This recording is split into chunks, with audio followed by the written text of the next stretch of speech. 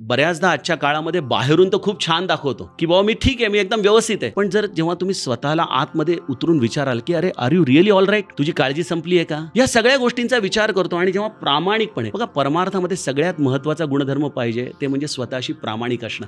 हा जगाला देखावा करायचा खेळ नाही. मी काही स्वतःला परमार्थिक म्हणून वेशभूषेच्या आधाराने सिद्ध करण्याचा प्रयत्न केला तर मी पारमार्थिक होत नाही. परमार्थ हा माझ्या महाराजांच्या भाषेमध्ये स्वतःशी करावयाचा खेळ आहे. मला कोणाचंही सर्टिफिकेटची गरज नाही आणि ह्या सर्टिफिकेटचा एकच उपयोग आपल्याला होतो की तुम्हाला तुमच्या जीवनामध्ये तळमळ, काळजी, अँझायटी, चिंता, पुढे येणाऱ्या भविष्याची एक लागलेली तगमग, या सगळ्या गोष्टींमध्ये तर प्रचंड प्रमाणामध्ये तुम्हाला ऱ्हास झालेला दिसतोच. एक शांतता मनाला येते. तुम्ही कुठलीच गोष्ट आनंदाशिवाय करू शकत नाही आणि आनंद ही मनुष्याची स्वाभाविक गरज आहे. तर परमार्थ काय देतं? तुमच्या प्रत्येक कर्मफळामध्ये तुमचा आनंद ते टिकवतं. मी कर्मामध्ये म्हणत नाहीये, कर्मफळामध्ये आनंद टिकवतो.